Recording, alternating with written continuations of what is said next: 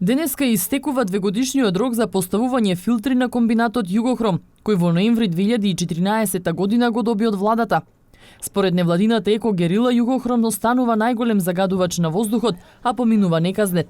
Законот за поставување на филтри на фабриките е донесен во 2005-та, но од тогаш до сега ништо не е направено. Законот за вакви фабрики да работат со филтри постои веќе од 2005-та година. Значи не е нешто ново, не е дека Југохром ги фати вчера ова.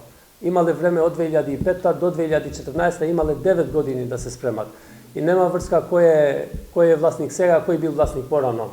Тој загадувало цело време. Значи затоа требало со време да се прилагоди. Ваквите потези што ги прават со купување време и продавање магла и тие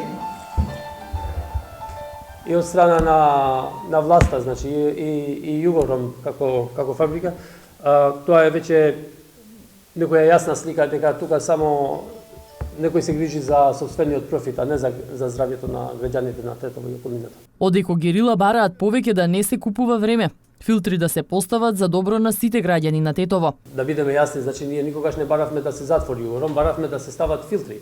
А да се стават филтри треба да работат на тие филтри и да се фокусираат на тоа, а не значи како што направиле досега. Значи ова е извадок од оперативниот план каде што кажува дека без филтри како што е сега 30 тони прашина на ден испушта во воздухот Југохром.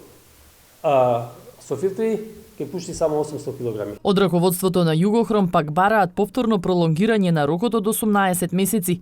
Велат дека дури во јули годинава ја добиле градежната дозвола. Од тогаш интензивно работат на поставување на филтри. Направени се бетонските фундаменти, сега ќе се става челичната конструкција, така да си работиме со таа динамика, меѓутоа бевме на некој начин оневозможени да правиме ништо повеќе од тоа што беа само административни работи, тоа се проекти, вадење на градежна дозвола и така натаму. Моментално Југохром има 700 вработени. Досега во неколку наврати во зимскиот период беше затваран, само за да се испита дали навистина е причинител на големото загадување на градот, вели Скендеровски. Но според мерните станици на Министерството за животна средина се покажало дека загаденоста сепак останала на високо ниво.